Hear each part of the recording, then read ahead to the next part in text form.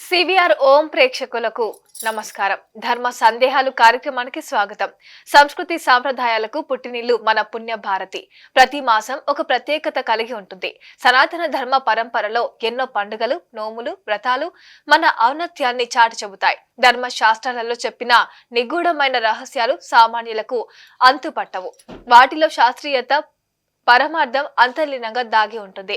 అలాంటి ధార్మిక సందేహాలకు చక్కని సూచనలు, మరెన్నో విషయాలను తెలియజేసేందుకు ప్రముఖ ఆధ్యాత్మికవేత్త బ్రహ్మశ్రీ ముదిగొండ శివప్రసాద్ గురువు గారు వచ్చేశారు.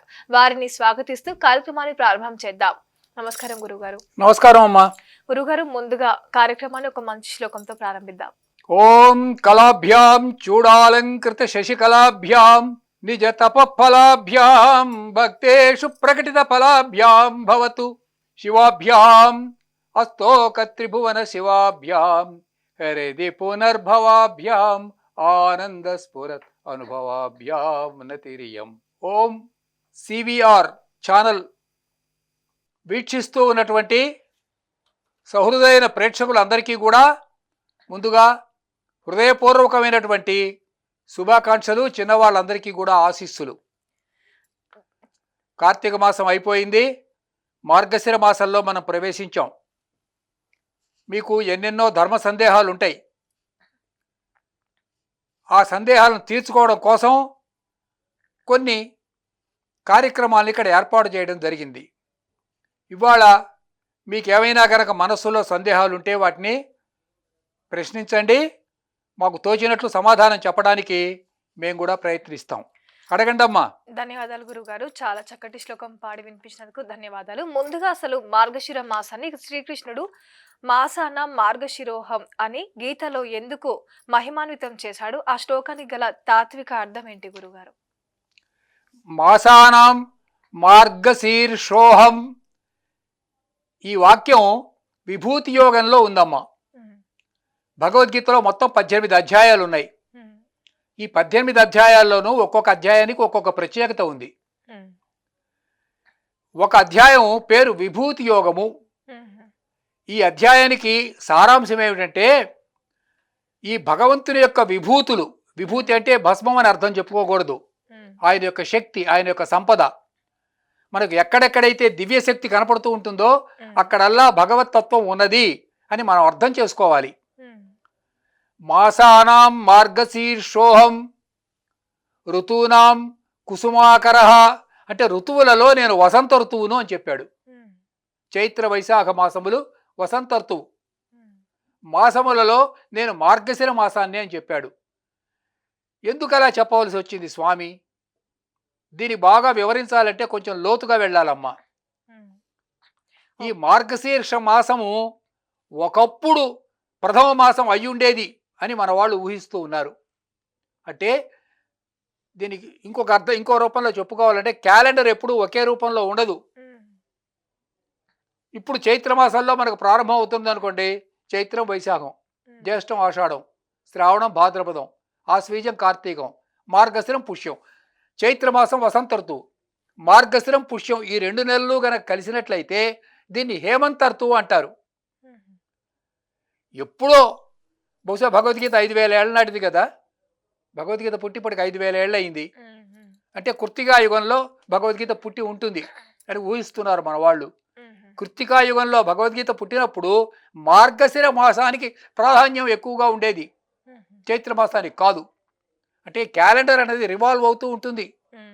ఈ క్యాలెండర్ రివాల్వ్ అవుతూ ఉన్నప్పుడు మీకు ఒక చిన్న ఉదాహరణ చెప్తాను. మొన్న మనకి దీపావళి పండుగ వచ్చింది కదమ్మా, కదా. ఆ దీపావళి పండగ ఒకప్పుడు ఉగాదిగా ఉండేది. విన్నారా? ఒకప్పుడు హోలీ పండగ ఉగాదిగా ఉండేది. హోలీ పండగ ఇంకొక కొన్ని నెలల తర్వాత వస్తుంది, మాఘమాసాల్లో వస్తుంది. అందుకని హోలీ పండగ ఒకప్పుడు ఉగాదిగా ఉంది కాబట్టి ఆ రోజున రంగులు చల్లుకుంటూ ఉండేవాళ్ళు. ఇట్లా ఈ కాల పరిభ్రమణంలో ఎప్పుడూ ఒకే మాసానికి ప్రాధాన్యం ఉండేది కాదు. మార్గశిర మాసానికి ఒకప్పుడు ఎక్కువ ప్రాధాన్యం ఉండేది. దాన్ని దృష్టిలో పెట్టుకొని మృగశీర్ష అంటారు. మృగశీర్ష అంటే ఓరియన్ అని అర్థం. ఆకాశంలో నక్షత్రాలు ఉన్నాయి కదండి, ఈ నక్షత్రాల్లో ఓరియన్ అనేది ఒక ప్రత్యేకమైన నక్షత్రం. కాబట్టి ఈ మృగశీర్ష నక్షత్రానికి ప్రాధాన్యం ఎప్పుడైతే ఉంటుందో అప్పుడు దానిని మార్గశీర్ష మృగశీర్ష మార్గశిర అంటే నక్షత్రాన్ని బట్టి నెలకు పేరు వస్తూ ఉంటుంది. ఇట్లా మార్గశీర్ష మాసానికి ఎప్పుడు బాగా అంటే శ్రీకృష్ణుడు భగవద్గీత రాసే నాటికి ఈ మాసానికి ఎక్కువ ప్రాధాన్యం ఉన్నది. ఋతువులలో వసంత ఋతువునని చెప్పాడు ఆయన. అంటే చైత్రమాసం చైత్ర వైశాఖములు వసంత ఋతువు అంటే స్ప్రింగ్ అంటాం మనం. ఈ స్ప్రింగ్ అంటే మొత్తం మన వాళ్ళు 6గా విభజించారు, పాశ్చాత్యులు 4గా విభజించారు, మనమేమో 6 ఋతువులుగా విభజించుకున్నాం కదా. ఈ స్ప్రింగ్ అన్నటువంటిది వసంత ఋతువు. అప్పుడు చెట్లు చక్కగా చిగురించి అప్పటికి చలి అంతా కూడా వెళ్ళిపోతుంది, ఆకురాలే కాలం కూడా వెళ్ళిపోతుంది, నూతన సృష్టి ప్రారంభం అవుతుంది. కాబట్టి అది ఇప్పుడు మన ఉగాది పండుగ నాడు చాలా సెలబ్రేట్ చేసుకుంటాం కదా వైభవంగా. కాబట్టి ఇది అదొక దివ్య విభూతి. దీన్ని దృష్టిలో పెట్టుకొని ఈ రకంగా శ్రీకృష్ణుడు చెప్పి ఉంటాడు అని మన శాస్త్రజ్ఞులు ఊహిస్తున్నారమ్మా. ఓకే గురుగారు, అలాగే ఈ మార్గశిర మాసంలో ధనుర్మాస పూజను కూడా ఎక్కువగా ప్రత్యేకంగా నిర్వహిస్తూ ఉంటారు. ధనుర్మాసం మరియు మార్గశిర మాసం మధ్య ఉన్న సంబంధం ఏంటి గురుగారు? ధనువు అంటే ఇప్పుడు ఏం జరుగుతుంది అంటేనమ్మా, మన వాళ్ళు ఈ కాలచక్రాన్ని అంతా కూడా కొన్ని ఋతువుల కింద విభజించారు. 6 ఋతువులు. ఈ 6 ఋతువులు ఏం చేశారు? వీటిని మనకి అశ్వని, భరణి, కృత్తిక, రోహిణి, మృగశిర, ఆరుద్ర ఇట్లా నక్షత్రాలు ఉన్నాయి. 27 నక్షత్రాలు. ఈ 27 నక్షత్రాలని కూడా 12 రాసులలో సమకూర్చారు. ఆకాశంలో 12 రాసులు ఉన్నాయి. ఈ 12 రాసుల లోపల ఈ 27 నక్షత్రాలని కూడా వాటిలో ఇమర్చడం అన్నటువంటిది జరిగింది. మేషం, మేక, వృషభం, ఎద్దు. చిన్నప్పుడు పిల్లలకు పాఠాలు చెప్తుండేవాళ్ళు. అవునా? మేషం అంటే మేక కాదమ్మా. అందరూ అలాగే అనుకుంటారు కదా. దాన్ని ఆర్ఏఎం అంటారు ఇంగ్లీష్ లో. ఆర్ఏఎం అంటే ఏంటి? పొట్టేలు. ఇప్పుడు మేషం మేక అంటారు, కానీ యాక్చువల్ గా అది ర్యామ్ అంటారు దాన్ని. సరే, ఇప్పుడు ఆ టెక్నికల్ పాయింట్ ఎట్లా ఉన్నప్పటికీ కూడా ఈ ధనుర్మాసంలోకి ప్రవేశించినప్పుడు మన శరీరం కూడా వెన్నెముక చలికి ఇట్లా గజగజ వణికిపోతూ వెన్నెముక ఎలా అవుతుంది? ధనుస్సులాగా వంగుతుంది. ఈ ధనుర్మాసంలో ముఖ్యంగా ఆండాళ్ అంటే గోదాదేవి యొక్క పాసురాలు చదువుతారు. ఇది వైష్ణవ సంప్రదాయం. మీకు ఇక్కడ ఒక ముఖ్యమైన అంశం చెప్పాలి. అదేమిటంటే మన పండగలు ఎంత గొప్పవంటే అన్ని ప్రకృతితో ముడిపడి ఉన్నాయమ్మా కదా. అన్ని ప్రకృతి వేరు, మనం వేరు కాదు. నేను ప్రకృతిలో ఒక అంతర్భాగం. ప్రకృతి లేకుంటే నేను లేను. అందుకని మన పండగలన్నీ కూడా ప్రకృతితో ముడిపడి ఉండటం వల్ల మన ఆరోగ్యం అంతా కూడా ప్రకృతిలో ఉంది. అంటే we are identified with our mother nature. దాని ప్రకృతి మాత అంటాం మనం కదా. ఇప్పుడు ఉదాహరణకి మనకి 21 పూజ చేస్తాం గణేష్ చవితి నాడు. అవును కదమ్మా. 21 పూజలు చేసినప్పుడు అవన్నీ ఔషధులు కదా. దానిమ్మ, మరువమ్ము, దర్భ, విష్ణుక్రాంత, ఉమ్మెత్త, దుర్వార, ఉత్తరేణు ఇట్లా 21. వాటిని తాకితే అవన్నీ ఔషధి గుణాలు మనకు సంక్రమిస్తాయి. ఇక ఈ మార్గశిర మాసానికి సంబంధించినంత వరకు మనం దేవాలయాలకు వెళ్ళి కూర్చుంటే చూడండి, మీకు ప్రసాదాలు పెడతారు. ఏదో ప్రసాదాలు అంటే ఏదో మనకు తిండిపోతాను అట్లా అనుకోకండి. నేతితో చేసినటువంటి లేదా నువ్వులతో చేసినటువంటి పదార్థాలు మనకి ప్రసాదం కింద ఇస్తారు దేవునికి సమర్పించి. ఈ మాసంలో మనం తినవలసినవి ఈ రెండే. ఏమిటి? నెయ్యి, నువ్వులు. ఎందుకంటే శరీరానికి ఉష్ణతత్వం కావాలి. ఇప్పుడు ఫార్చునేట్లీ వీఆర్ ఇన్ ఇండియాలో ఏదో కొన్ని ప్రదేశాల్లో మాత్రమే మైనస్ టెంపరేచర్ ఉంటుంది, కానీ మిగతా చోట్ల అన్ని చోట్ల మైనస్ టెంపరేచర్ ఉండదమ్మా. కానీ ఫారిన్లో ఎప్పుడు మైనస్ టెంపరేచరే ఉంటుంది. అయినప్పటికీ కూడా మనకి చలి ఎక్కువ. ఇప్పుడు ఉదాహరణకి మనకి హైదరాబాద్లో ఉన్నాము, మనకి ఇక్కడ ఈ చలే భరించలేకపోతున్నాం. ఇక హిమాలయాల వాళ్ళ సంగతి చెప్పక్కర్లేదు. కాబట్టి శరీరానికి సహజమైన ఉష్ణోగ్రత రావాలి అంటే నువ్వుల నూనె వాడాలి. తిల్ అంటారు కదా. తిల్ అంటే నువ్వులు. తిల్ సంక్రాంతి అని కూడా అంటారమ్మా. కాబట్టి నువ్వుల నూనె శరీరంలో పడుతూ ఉండాలి. శరీరానికి నువ్వుల నూనె పూసుకుంటూ ఉండాలి. అదేవిధంగా నెయ్యితో చేసిన పదార్థాలు, నెయ్యితో చేసిన చక్కెర పొంగలి, నెయ్యితో చేసిన పొంగలి, నెయ్యితో చేసినటువంటి ఈ దేవాలయాలకు వెళ్తే ఇవే కదా ప్రసాదాలు పెడతారు. అవి తిన్నప్పుడు మన శరీరానికి తుష్టి పుష్టి ఆరోగ్యం, ఈ ఆరోగ్యంతో పాటు భగవంతుని యొక్క అనుగ్రహం కూడా కలుగుతాయి. కాబట్టి ధనుర్మాసం లోపల మనకు కావలసినటువంటి శరీరంలో లోపించిన ఉష్ణతత్వాన్ని తిరిగి పూరించుకోవడం కోసం మన ప్రసాదాలు కూడా ప్రకృతిలో ఉన్నటువంటి సహజమైనటువంటి ఉష్ణతత్వం కలిగినటువంటి పదార్థాలను స్వీకరించడం జరుగుతుంది. మార్గశిర మాసం విష్ణువుకు చాలా ప్రీతికరమైన మాసం. అందుకని ద్రవిడ సంప్రదాయం లోపల ఆండాళ్ళు అంటే లక్ష్మీదేవి. లక్ష్మీదేవికి ఆండాళ్ళు అని ఇంకో పేరుంది, ఆవిడకే గోదాదేవి అని ఇంకొక పేరుంది. తమిళ సంప్రదాయంలో ఈ పాసురాలు ఉంటాయి. ఈ పాసురాలు మాయినై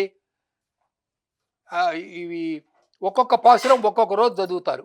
ఇలా నెల రోజులు చదువుతూ వడమధురై మైందనై, వడ అంటే దక్షిణం, ఉత్తరం, తెన్ అంటే దక్షిణం. కాబట్టి ఉత్తర ప్రాంతంలో ఉన్నటువంటి ఆ మధురై అంటే మధురై దక్షిణంలో ఇంకో మధుర ఉంది కదా, దాని గురించి కాదు, ఉత్తర ప్రాంతంలో ఉన్నటువంటి మధుర. కాబట్టి విష్ణుమూర్తిని ఆరాధిస్తూ ఆ గోపికలు పాడుతూ ఉన్నటువంటి పాటలు ఏవైతే ఉన్నావో వాటిని పాసురములు అంటారు. ఈ పాసురములన్నీ కూడా చదివి ఆండాళ్ పాసురములు ఒక్కొక్కటి చదివి వాళ్ళు పూజ చేసుకుంటూ ఉంటారు. ఇది ఒక రకంగా దైవారాధన, నక్షత్రారాధన ప్లస్ ప్లస్ ప్రకృతి యొక్క ఆరాధన కదా. ప్రకృతిని ఎందుకు ఆరాధిస్తున్నాం మనం అంటే మనకు తిండి పెడుతున్నది ప్రకృతి. మనం వేరు, ప్రకృతి వేరు కాదమ్మా. ఓకే గురుగారు, అలాగే ఈ మాసంలో ఎక్కువగా అల్పాహారాన్ని ఉదయాన్నే ఉషోదయ భోజనం ఆచారం ఎలా ఏర్పడింది, అలాగే ఏ పురాణంలో దీనికి ఆధారం కనిపిస్తుంది అంటారు? ఇప్పుడు మనకి కొన్ని కొన్ని శాస్త్ర గ్రంథాలు ఉన్నాయమ్మా. వ్రత కల్పద్రుమము అనే ఒక పుస్తకం ఉంది, నిర్ణయ సింధు అని ఇంకో పుస్తకం ఉంది. అలాగే వ్రతాలన్నిటి చెప్పేటటువంటిది ధర్మసింధు అనేటువంటిది ఇంకో గ్రంథం ఉంది. వీటిల్లో ఏ పండగ ఎలా చేసుకోవాలి, ఎప్పుడు చేసుకోవాలి, ధర్మ సందేహాలు ఏమన్నా వస్తే వాటిని ఎట్లా తీర్చుకోవాలి, ఇవన్నీ అందులో ఇంతకుముందు చాలా స్పష్టంగా చెప్పారు. These books are available today in our market. తెలుగులో కూడా దొరుకుతాయి ఈ పుస్తకాలు. వాటి పేర్లు మళ్ళీ చెప్తాను. వ్రత కల్పద్రుమము, ధర్మసింధు, నిర్ణయ సింధు, ఈ పుస్తకాలలో చెప్పారు. మీకు ఒక సింపుల్ లాజిక్ చెప్తానమ్మా. చెప్పండి గురుగారు. ఏమిటంటే చలి ఎక్కువగా ఉందనుకోండి, ఆకలి ఎక్కువగా అవుతుందా? కదా. టీ తాగాలనిపిస్తూ ఉంటుంది. ఊరికే టీ తాగాలనిపిస్తూ ఉంటుంది. అన్నం ఎక్కువగా తినాలనిపిస్తుంది. ఒకవేళ తిన్న జీర్ణం కాదు. అదే ఉదాహరణకి ఎండాకాలం ఉందనుకోండి, మే నెల, మీరు మామిడి పళ్ళు ఎన్ని తిన్నా హరించుకొని పోతుంది, జీర్ణం అవుతూ ఉంటుంది. ఎందువల్లనంటే బయట ఉష్ణోగ్రత ఎక్కువగా ఉంటుంది కదా. బయట ఉష్ణోగ్రత ఎక్కువగా ఉన్నప్పుడు మనం ఏం తిన్నా సరే జీర్ణశక్తి బాగా పనిచేస్తుంది. జీర్ణశక్తి తక్కువగా ఉన్నప్పుడు ఆహార నియమాలు ఎక్కువగా పాటించాలి. ఇది శరీర ధర్మం అన్నమాట. అందుకని ఉదయం పూట అల్పాహారం తీసుకోవటం. నిన్నటి వరకు కార్తీక మాసంలో ఏం చేసామో చూడండి, ఏకభుక్తం అన్నారు కార్తీక మాసంలో. అవునా? కార్తీక మాసం వన సమారాధనలు చేస్తారు. ఏకభుక్తం అంటే ఏంటి? నక్తం అంటారు కదమ్మా. నక్త అంటే ఏంటమ్మా? నక్తము అంటే ఆ పదానికి అర్థం ఏమిటండి? నక్త అంటే నైట్, NIGHT, నైట్ అంటారు ఇంగ్లీష్లో. నక్త అంటే నైట్ అంటే రాత్రి భోజనం చేయాలి, పగలు ఉపవాసం ఉండి. ఇదే అరేబియాలో కూడా చేస్తారు వాళ్ళు. అరేబియాలో కూడా వాళ్ళు పగలంతా ఉపవాసం ఉండి సాయంత్రానికి దాన్ని బ్రేక్ చేస్తారు ఉపవాసాన్ని. అవునా? ఆ పండుగను ఏమంటారు వాళ్ళు?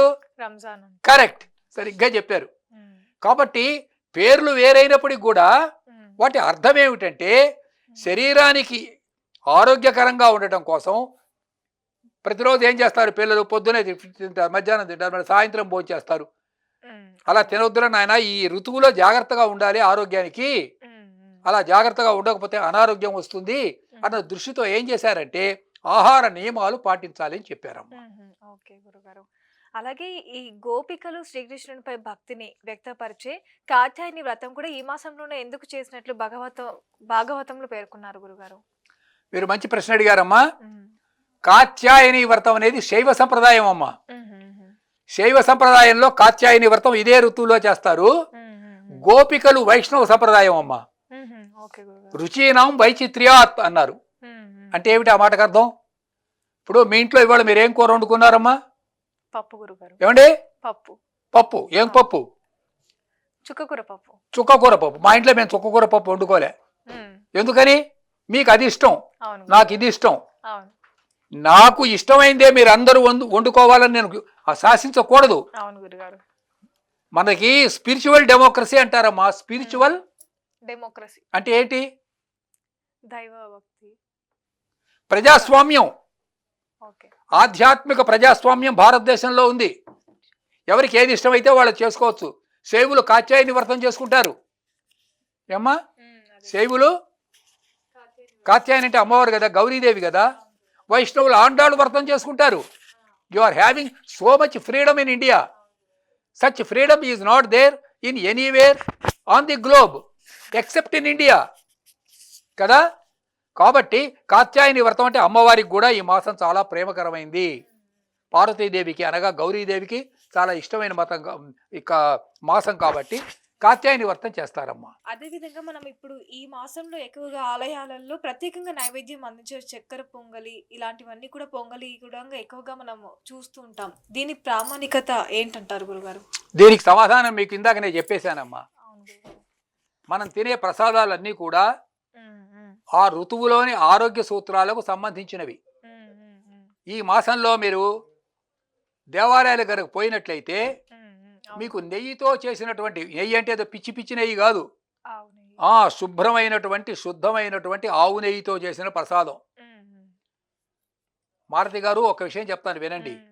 మన దురదృష్టవశాత్తు మనకి మంచి మంచి ఆహార పదార్థాలు దొరకటం లేదు, కల్తీ పదార్థాలు దొరుకుతున్నాయి. అవునా? మీకు తెలుసు కదా, దేవాలయాల్లో కూడా కల్తీ నెయ్యితో చేసిన పదార్థాలు. అది పెద్ద కాంట్రవర్సీ అయింది. అవునా? కాబట్టి ఇప్పుడు నేను చెప్పొచ్చింది ఏమిటంటే, నెయ్యితో చేసిన పదార్థాలు వాటితోనే నైవేద్యాలు పెడతారు ఈ మాసంలో. చక్కెర పొంగలి, లేకపోతే పులగం, లేకపోయినట్లయితే చుండలు అంటే శనగలు, శనగలు పెడతారు. ఇంకా ఏం పెడతారమ్మా ఈ మాసం లోపల? దేవాలయంలో మనకి పులిహోర పెడతారు, మామూలు ఒట్టి పొంగల్ పెడతారు. వీటన్నిటిలో కూడా నెయ్యి పడుతుంది, స్వచ్ఛమైన నెయ్యి పడుతుంది. ఇప్పుడు మీ ఇంట్లో చేసుకోవడానికి మీకు ఆర్థికమైన స్తోమత లేనప్పుడు దేవాలయంలో చేసినప్పుడు సామూహికంగా అక్కడ వెళ్ళిన వాళ్ళందరికీ కూడా తలా కొంచెం ఆ పొంగల్ ప్రసాదంగా పెట్టారనుకోండి, అది తినేసి ఇంటికి వస్తారు. దానివల్ల మీకు ఆరోగ్యం కుదటపడుతుంది, ఏమి అనుమానం లేదు. కాబట్టి నేతితో చేసినటువంటి చక్కని పొంగలి ఈ సీజన్లో ముఖ్యంగా తినాలి. అలాగే ఇతర ప్రసాదాలలో కూడా ఇదే అంతరార్థం ఉన్నది. ప్రతి ప్రసాదము కూడా ఒక ఆరోగ్య సూత్రానికి సంబంధించినదమ్మా. అలాగే ఈ మార్గశిర శుక్ల పక్షంలో వచ్చే వైకుంఠ ఏకాదశి ఏదైతే ఉందో దాన్ని మనం ముక్కోటి దేవతల పూజకు సమానంగా కూడా పరిగణిస్తూ ఉంటాం. ఎందుకంటారు? ఇది ఖగోళ శాస్త్ర రహస్యం అమ్మా. ఇప్పుడు ఖగోళములో నక్షత్రముల యొక్క గతి, నక్షత్రములు తిరుగుతూ ఉంటాయి కదా, వాటి మీద ఆధారపడి మనం భూమి మీద పూజలు చేస్తూ ఉంటాం. ఈ ముక్కోటి ఏకాదశి, ముక్కోటి దేవతలు ఒక్కటైనారని పాట ఒకటి ఉంది. ఈ ముక్కోటి ఏకాదశి నాడు వైకుంఠ ద్వారాలు తెరవబడి ఉంటాయి అన్నటువంటిది మన భారతీయుల యొక్క ఒక విశ్వాసం. అందువల్ల ఏం చేస్తారంటే ఈ మాసం లోపల ఆనాడు భౌతికమైనటువంటి లౌకికమైనటువంటి మన యొక్క కోరికలను దమింపజేసుకొని ఈశ్వరుని యొక్క దర్శనం అంటే విష్ణుమూర్తి యొక్క దర్శనం, విష్ణుమూర్తిని దర్శించుకొని మనం గనక ఉన్నట్లయితే స్వర్గద్వారాలు తెరుచుకుంటవి అన్నటువంటిది భారతీయులకు అనాదిగా వస్తున్నటువంటి ఒకనొక విశ్వాసం. ముక్కోటి ఏకాదశి అంటే ప్రతి ఏకాదశి కూడా గొప్పదే, అందులో ఇది ముక్కోటి ఏకాదశి ప్రత్యేకంగా ఇప్పుడు చాలా గొప్పదన్నమాట. అందువల్ల ఈ ముక్కోటి ఏకాదశి వచ్చిన రోజున మీకు మళ్ళీ ఒక చిన్న విషయం చెప్తున్నాను, జాగ్రత్తగా వినండి. క్రమశిక్షణతో చేసుకోవాలి. మళ్ళీ చెప్తున్నా, క్రమశిక్షణతో చేసుకోకపోతే ఏమవుతుంది? స్టాంపేడ్ అవుతుందమ్మా. అవునా? ముక్కోటి ఏకాదశి తలుపు తీసేసరికి జనం అంతా గుంపులుగా వెళ్ళి ఆ టికెట్ కోసం. అంటే అపశృతులు, అలాంటి అపశృతులు వచ్చేటట్టు చేసుకోకండి, స్వయంకృత అపరాధాలు. ముక్కోటి ఏకాదశి నాడు ప్రశాంతంగా వెళ్ళి స్వామివారి దర్శనం చేసుకోండి, అనుగ్రహం లభిస్తుంది. అంతేగాని ఆ పేరుతో మీరు అత్యుత్సాహం ప్రదర్శించకండి. అడగండి అమ్మా. ఓకే గురుగారు, అలాగే ఈ మార్గశిర పౌర్ణమి రోజున చంద్రునికి నీరాజనం ఇవ్వడం ఏ శాస్త్రంలో ప్రస్తావించింది? దాని ఫలితం ఏంటి గురుగారు? అమ్మా చంద్రుడికి నీరాజనం ఇవ్వటం అంటే చంద్రమా మనసో జాత చక్షోర్ సూర్యో అజాయత. చంద్రమా మనసో జాత చక్షో సూర్యో అజాయత. ఇది ఇప్పుడు నేను చదివిన దాన్ని పురుష సూక్తం అంటారమ్మా. అంటే విరాట్ పురుషుని యొక్క స్వరూపాన్ని ఇక్కడ వర్ణించటం అన్నటువంటిది జరిగింది. అదేవిధంగా ఇంకా ఏం చెప్తున్నాడు? ప్రాణాత్ వాయురజాయత ముఖాత్ ఇంద్రశ్చ అగ్నిశ్చ. ముఖాత్ ఇంద్రశ్చ అగ్నిశ్చ. ఇది ఒక మంత్రం అన్నమాట. ఇప్పుడు ఈ మంత్రంలో ఉన్నటువంటి అర్థం ఏమిటంటే మనం మనం మనం ఎట్లా పనిచేస్తున్నాం చెప్పండి చెప్పండి మనం ఎలా పనిచేస్తున్నాం? శరీరంతో పనిచేస్తున్నాం. శరీరం ఎవరి చేత శరీరాన్ని ఎవరు పని చేయిస్తున్నారు? ఏమా? అంటే మనస్సు కదా. కాబట్టి మన మనస్సును బట్టే మన వయస్సు. కాబట్టి మనం కంట్రోల్ చేస్తున్నది మనస్సు. ఈ మనస్సును ఎవరు కంట్రోల్ చేస్తున్నారమ్మా? చంద్రుడు కంట్రోల్ చేస్తున్నాడు. అవునా? చంద్రమా మనసో జాత అంటే విరాట్ పురుషుని యొక్క చంద్రుని నుంచి మనస్సు పుట్టింది. ఇప్పటికి కూడా చూడండి, కొందరు అనారోగ్యంగా ఉండేవాళ్ళు అమావాస్య నాడు పూర్ణిమ నాడు వికృతంగా ప్రవర్తిస్తూ ఉంటారు కదా. ఎందుకని? చంద్రుడికి మనసుకు కరెక్ట్. చంద్రుడికి మనస్సుకు సన్నిహితమైన సంబంధం ఉన్నది కాబట్టి చంద్రుడికి మనస్సుకు ఉన్నటువంటి సన్నిహితమైనటువంటి సాన్నిహిత్యాన్ని దృష్టిలో పెట్టుకొని మనం చంద్రుని పూజ చేస్తాం. కాబట్టి భూమికి సన్నిహితమైనటువంటిది చంద్రుడు. భూమికి బాగా దగ్గరగా ఉన్నటువంటిది చంద్రగ్రహం అమ్మా. అవునా? అందువల్ల చంద్రుడు యొక్క ప్రభావం భూమి మీద ఎక్కువగా ఉంటుంది. మనం చేసే ప్రతి పనికి కూడా చంద్రోపాసన ఉంటుంది. చంద్రుడి వల్లనే ఔషధులన్నీ పెరుగుతూ ఉంటాయి. అదే గురుగారు. అడగండి అమ్మా ప్రశ్న. ఓకే గురుగారు, అదే విధంగా మనము ఈ మార్గశిర మాసంలో తులసి దళంతో పూజ చేయడం ఎందుకు అత్యంత శ్రేష్టంగా భావించబడుతుంది గురుగారు? మంచి ప్రశ్న అమ్మా ఇది. ఈ ప్రశ్న జాగ్రత్తగా వినండి. తులసి అన్నటువంటిది ఒక చెట్టు కాదు, అది దేవతామూర్తి. అవును గురుగారు. నా చిన్నతనంలో మా ఊళ్ళో ప్రతి ఇంట్లో ఒక తులసి కోట ఉండేది. ఇలా ఒక కోట కట్టి చిన్న కోట, అందులో తులసి మొక్క వేసి రోజు తులసి మొక్క చుట్టూ తిరిగి ప్రదర్శనం చేసి దానికి హారతి ఇచ్చి పూజ చేసేవాళ్ళు. అవును గురుగారు. ఎందుకురా ఇలా చేస్తున్నారని ఆలోచించా. ఇంట్లో ఎవరికైనా కాస్త అనారోగ్యం వచ్చిందనుకోండి, 2 తులసాకుల్ని బాగా గట్టిగా ఇట్లా నలిపి ఆ తులసి రసం 2 డ్రాప్స్ నోట్లో వేసేవాళ్ళు. అంటే సర్వరోగ నివారిణి తులసి, సర్వరోగ నివారిణి. అందుకని మనం డాక్టర్ దగ్గరికి వెళ్ళే లోపల ముందు తులసి ఆకులతో రసం వేస్తాం. పుట్టగానే మంచి మనిషికి తులసి తీర్థం ఇస్తాం. గుళ్ళో పోతే ఏమి ఇస్తారమ్మా? తులసి తీర్థం ఎక్కువగా ఉంటారు గురుగారు. మీరు ఏ గుడికన్నా పోండి, మీకు తులసి తీర్థం ఇస్తారు. ఎందుకు ఇస్తారు? అది తీర్థం అంటే దేవుడనే కాదు, ఆరోగ్య సూత్రం. విష్ణుమూర్తికి తులసి అంటే చాలా ఇష్టంట. అందుకని విష్ణుమూర్తికి తులసి మాలలు వేస్తూ ఉంటారు. తులసి యొక్క మరొక లక్షణం చెప్పమంటారమ్మా? చెప్పండి గురుగారు. ఈ చెట్లన్నీ ఉన్నాయి కదా, మన చుట్టూ ఉన్న చెట్లు, అవి ఏం చేస్తుంటాయి చెప్పండి? కార్బన్ డైఆక్సైడ్ తీసుకుని కదా, ఆక్సిజన్ రిలీజ్ చేస్తుంది. కరెక్ట్. కానీ తులసి ఏం చేస్తుంది? తులసి 24 గంటలు ఆక్సిజన్ ఇస్తుంది. అవును గురుగారు, ఎక్కువగా ఆక్సిజన్ రిలీజ్ చేసే మొక్కలలో తులసి ఒకటి. తులసి చేసే పని ఏమిటంటే ఇట్ రిలీజెస్ ఆక్సిజన్ 24 hours. అవును గురుగారు.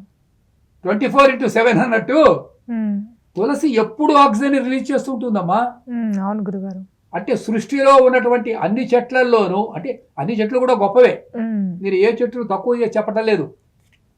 ఆయుర్వేద శాస్త్రం తెలిసిన వాడికి ప్రతి చెట్టు గొప్పదే. మారేడు చెట్టు గొప్పదే, మిగతా చెట్లు కూడా గొప్పవే, అశ్వత్థం కూడా గొప్పదే. కానీ సర్వశ్రేష్టమైనటువంటి చెట్టు తులసి అమ్మ.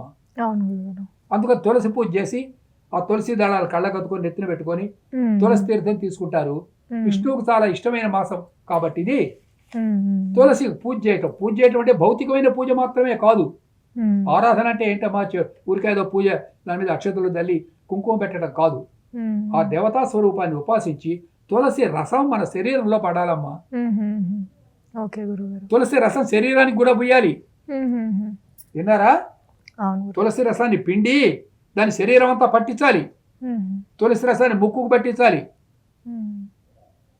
తులసి రసం ప్రతిరోజు తులసి రసం పట్టించి స్నానం చేయాలి. ఇప్పుడు నేను చెప్తున్నటువంటిది శాస్త్రీయమైన విషయాలు. మీ ఇంట్లో తులసి మొక్క లేకపోతే వెంటనే ఒక తులసి మొక్క నాటండి. రోజు దానికి కొంచెం నీళ్లు పోసి మంచి బాగా ఎత్తుగా పెరుగుతుందమ్మా తులసి. గురుగారు. విన్నారా? ఆ తులసి వాసన గనక వస్తే అక్కడ విషక్రిములు రావు. It's a natural protection for your house.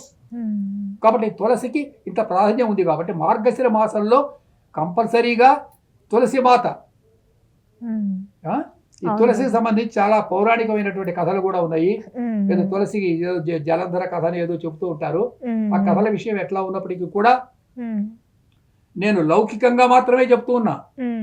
తులసి వల్ల మనకు కలిగేటటువంటి లాభాలు ఏమిటో అవి భౌతికంగా చెప్తున్నా, సైంటిఫిక్ గా చెప్తున్నా.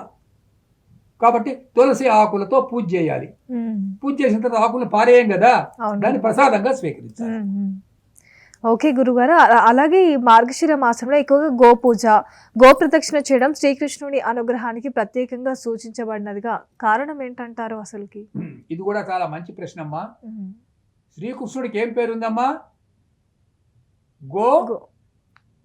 గోపాలుడు గోపాలుడు కదా. అవును గురుగారు. గో అంటే ఏంటమ్మా? గోవు. గో అంటే కౌ. కౌ. COW కౌ అనే ఇంగ్లీష్ మాట. అవును గురుగారు. ఎందులోంచి పుట్టింది? గో అన్న సంస్కృత శబ్దంలోంచి పుట్టింది. అవునా? గో అంటే ఇంకొక అర్థం ఉంది. గో అంటే కాంతి కిరణము. ఇప్పుడు ఆకాశం నుంచి కాంతి కిరణాలు వచ్చి మన శరీరం మీద పడుతున్నాయా, పట్టలేదా? పడతాయి కదా. గోస్వామి తులసీదాస్ పేరు విన్నారా మీరు? అవును విన్నాం గురుగారు. గోస్వామి తులసీదాస్ ఈయన ఎక్కడుండేవాడు? ఉత్తరప్రదేశ్ లో ఉండేవాడు. ఉత్తరప్రదేశ్ లో అవధ్ అనే ప్రాంతం ఉంది కదా. అవును గురుగారు. అంటే ఇప్పుడు మన అవధులోనేనా ఇప్పుడు మన అయోధ్య ఉంది. అవును గురుగారు. ఈ గోస్వామి తులసీదాస్ ఒక పుస్తకం రాశాడు. అవును గురుగారు. ఏమిటా పుస్తకం? తెలీదు. రామచరిత మానస్. అవును గురుగారు. ఇక్కడ గోస్వామి అనే పేరు ఎట్లా వచ్చింది ఆయనకి? గో అంటే కాంతి కిరణము, ఆకాశం నుంచి వచ్చే లైట్. కాబట్టి గోవును పూజించడం అంటే కాంతిని పూజించడం. గోవును పూజించడం అంటే గో అంటే భూమి అని కూడా ఇంకొక అర్థం ఉంది. నిరుక్తంలో ఒక పుస్తకం ఉందమ్మా. ఏమిటి ఆ పుస్తకం పేరు? నిరుక్త. ఈ పుస్తకాన్ని ఎవరు రాశారు? యాస్కుడు అని ఆయన రాశాడు. అందులో ఈ పదాలకు అర్థాలు ఉంటాయి అన్నమాట. కాబట్టి గో పూజ అంటే 2 రకాల పూజలు ఉంటాయి. ఒకటి ప్రత్యక్షంగా ఆవును పూజ చేయటం. రెండవది గో అంటే భూమి కాబట్టి భూమిని పూజ చేయటం.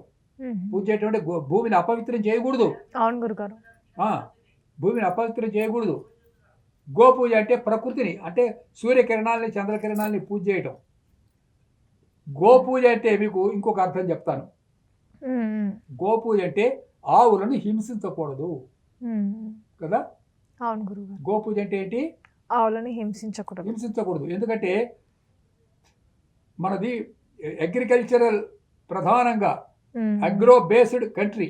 అవును గురుగారు. ఆ విషయం శ్రీకృష్ణుడికి తెలుసు.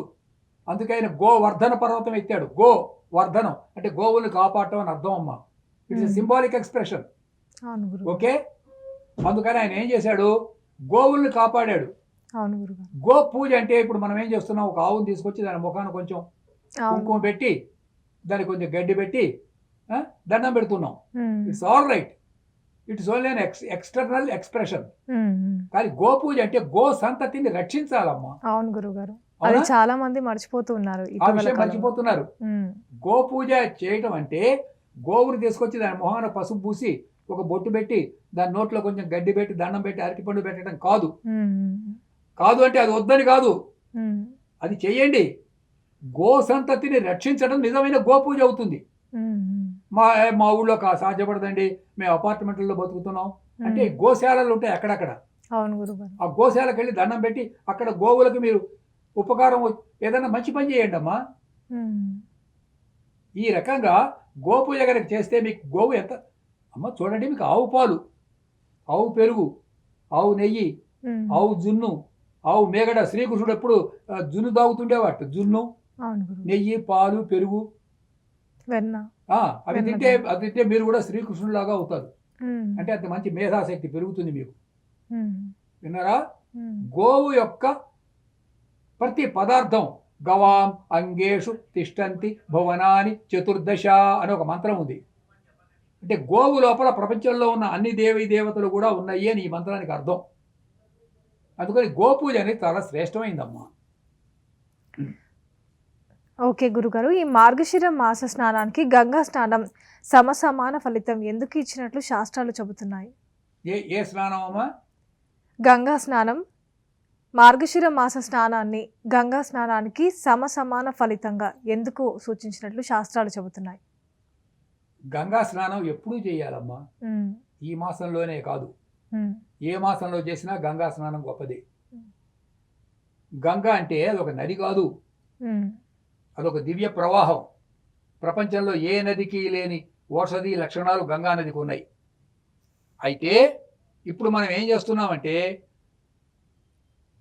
సంక్రాంతికి గంగలో స్నానం చేసి వస్తారు, పుష్కరాలకు స్నానం చేసి వస్తారు, మార్గశిర మాసంలో కూడా గంగా నదిలో స్నానం చేస్తారు.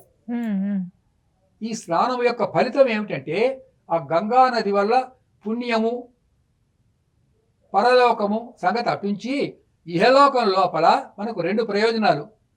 సామూహిక స్నానం చేయటం వల్ల నేషనల్ ఇంటిగ్రేషన్ వస్తుంది. ఉమ్, ఉమ్. ఇప్పుడు గంగలో స్నానం చేయడానికి మీరు 10 మంది వెళ్ళారమ్మా, అవును గురువు. అవునా? అవును గురువు. ఆ వెళ్ళినప్పుడు మీరు ఏ కులం అని అడుగుతారా వాళ్ళు? ఉమ్, ఏమండి? అడగరు. లేదు గురువు. అడగరు. మీరు ఏ భాష అని అడుగుతారా? అడగరు గురువు. అడగరు. మీరు ఏ ప్రాంతం నుంచి వచ్చారని అడుగుతారా? ఉమ్, అడగరు. వాళ్ళు కాశ్మీర్ నుంచి రావచ్చు, కన్యాకుమారి నుంచి రావచ్చు, వాళ్ళు బ్రాహ్మణులు కావచ్చు, క్షత్రియులు కావచ్చు, దళితులు కావచ్చు. గంగా స్నానం భౌతికంగా అందరూ కలిసి చేయటం వల్ల పుణ్యంతో పాటు నేషనల్ ఇంటిగ్రేషన్ కూడా వస్తుంది కదా. ఉమ్, ఇది మంచి ఫలితం అవునా కదా? అవును గురుగారు. జాతికి సమైక్యతకు ఉపయోగపడుతుందా లేదా? తప్పకుండా. ఈ మాసంలో, కార్తీక మాసంలో సముద్ర స్నానం అన్నారు, ఉమ్, ఉమ్, మార్గశిర మాసంలో గంగా స్నానం అన్నారు. ఉమ్, ఉమ్, ఇలాగా గంగా స్నానం అంటే మనం ఇక్కడి నుంచి గంగా స్నానం మేము వెళ్ళలేమండి, మాకు ఆర్థిక స్తోమత లేదు, మేము గంగా వరకు వెళ్ళలేము, మేము ఇక్కడే అంటే, ఇప్పుడు మీరు ఏ నీళ్ళలో స్నానం చేస్తున్నారో ఆ నీళ్ళని నెత్తి మీద చల్లుకొని గంగేచ ఈ మంత్రం చెప్పండి. గంగేచ గంగేచ యమునే యమునే చైవ చైవ గోదావరి గోదావరి సరస్వతి సరస్వతి నర్మదా నర్మదా సింధు సింధు కావేరి కావేరి జలేస్మిన్ జలేస్మిన్ సన్నిధం కురు. సన్నిధం కురు. అంటే నేను గంగలో స్నానం చేస్తున్నాను అని అనుకోండి మనసులో. ఉమ్, అవును గురువు. అనుకోని మీరు మీ ఇంట్లోనే స్నానం చేయండి. ఉమ్, ఉమ్, అవును. అవునా? అవును గురుగారు. అలా చేయటం వల్ల మానసికంగా మీరు గంగలో స్నానం చేసినటువంటి పుణ్య ఫలితం మీకు దక్కుతుంది. ఓకే గురుగారు, చాలా చక్కటి విషయం చెప్పినందుకు థ్యాంక్ యూ సో మచ్ గురుగారు. అలాగే ఈ మార్గశిర మాసంలో ఈ రోజులలో ఎక్కువగా సూర్యోదయానికి ముందుగా ఉషోదయ దీపారాధన చేయడం ఎందుకు శాస్త్రోక్తంగా గొప్పది అని చెప్పబడింది? ఉషోదయ దీపారాధన అన్నటువంటిది, ఉమ్, అసలు దీపారాధన అంటే ఏంటో ముందు తెలుసుకుందాం. ఓకే గురుగారు.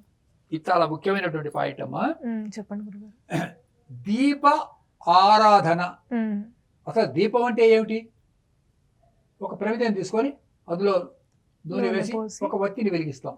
ఉమ్, it is a miniature form of the dravya yajna. ఉమ్, అంటే ఒకసారి దీపారాధన చేస్తే యజ్ఞం చేసిన ఫలితం మీకు వస్తుంది. అవునా? దీపారాధన చేస్తే చూడండి, మీరు ఫంక్షన్స్కి వెళ్తారు కదా, అవును గురుగారు. ఏం చేస్తారు అక్కడ? ముందు దీపారాధన చేసిన తర్వాత ఎందుకు? జ్యోతి అంటే అక్కడ యజ్ఞం చేసినట్లే. ఓకే గురుగారు. ఏ పనైనా యజ్ఞం చేయాలి. ఉమ్, ఉమ్, ఆ యజ్ఞం చేయడానికి this is a symbolic expression. Um, um, um, ఇలా ఒకసారి దీపారాధన చేస్తారు ఉమ్, ఉమ్. కదా. అవును గురుగారు. ఇక్కడ దీపారాధన చేయటం వల్ల ఏం చేస్తున్నాం అంటే, మనం యజ్ఞం చేస్తున్నాం. ఎందుకు చేస్తున్నాం అంటే, మనం ఈ ఋతువు అన్నటువంటి ఋతుదేవతను పూజిస్తున్నాం. అంటే మార్గశిర మాస దేవతను పూజిస్తున్నాం. ఉషోదయంలో పూజిస్తూ దీపాన్ని వెలిగిస్తున్నాం అన్నమాట. దీపం జ్యోతి పరం బ్రహ్మ, దీపం సర్వతమోహరం, దీపేన సాధ్యతే సర్వం, సంధ్యాదీపం నమోస్తుతే. సంధ్య అంటే ఉదయ సంధ్య కావచ్చు, సాయంత్రం సంధ్య కావచ్చు.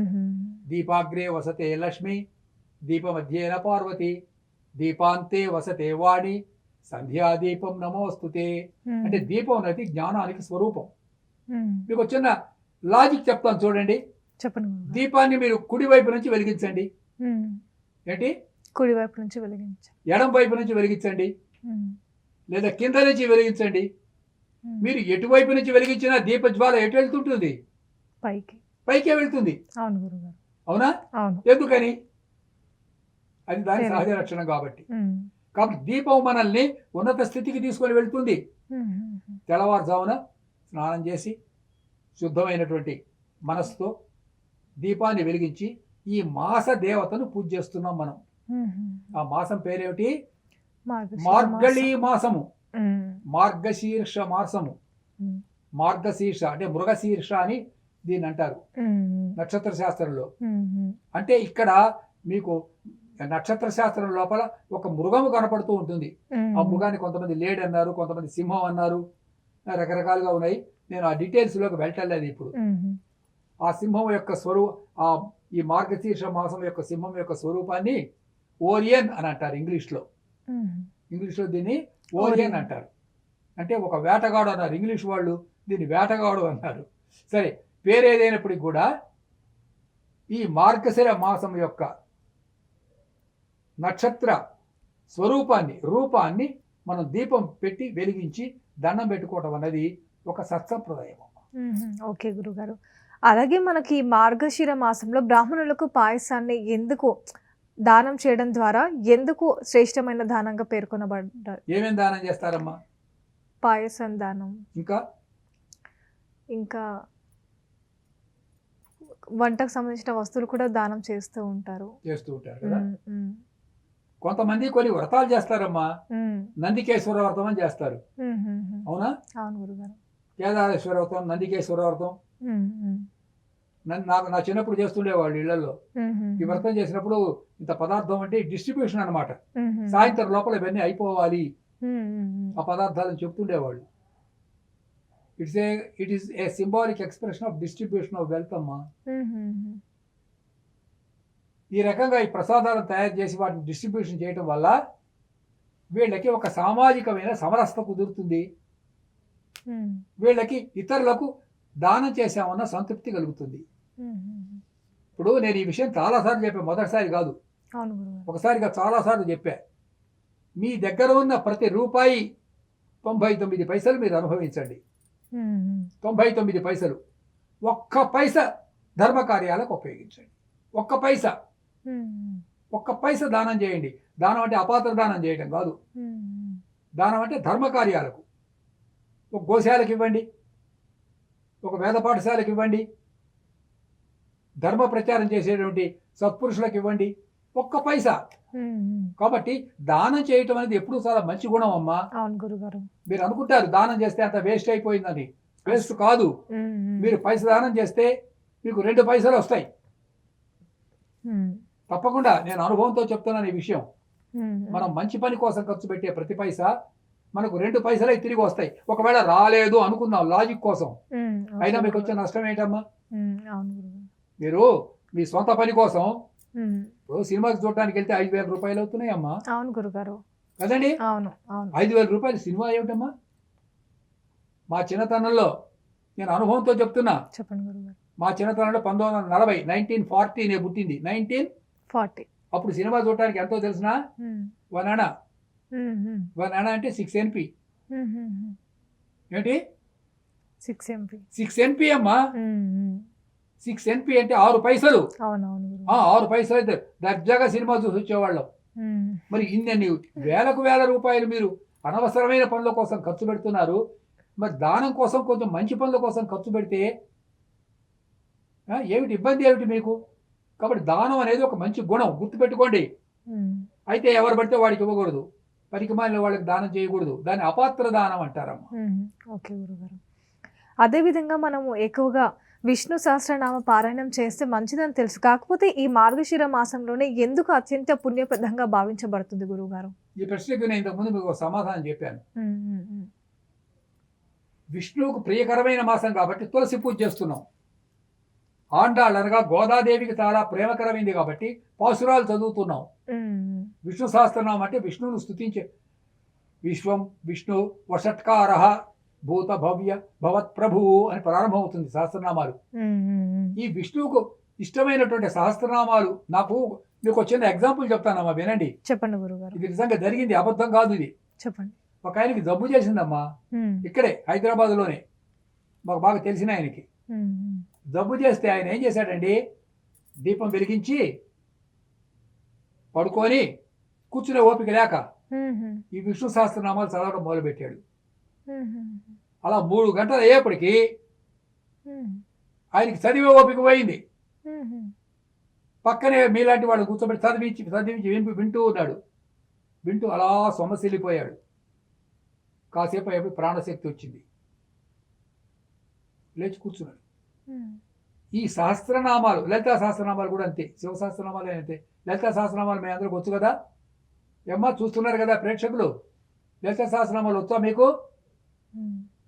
శ్రీమాత, శ్రీ మహారాజ్ఞి, శ్రీమత్ సింహాసనేశ్వరి, అలాగే విష్ణు సహస్రనామాలు, ఇవి పారాయణ చేయటం వల్ల ప్రాణశక్తి మన శరీరం లోపలికి ప్రవేశిస్తుంది. We get pranic force from outside. కాబట్టి ఈ మాసం లోపల విష్ణు సహస్రనామాలు పారాయణ చేయటం అన్నటువంటిది అది కేవలం వైష్ణవులే చేయాలని లేదు, ఎవరైనా చేయవచ్చు. అలాగే లలితా సహస్రనామాలు ఈ మతానికి ఆ మతానికి చెందిన వాళ్ళు, శైవులు, వైష్ణవులు, బౌద్ధులు అని అట్లా ఏం లేదు.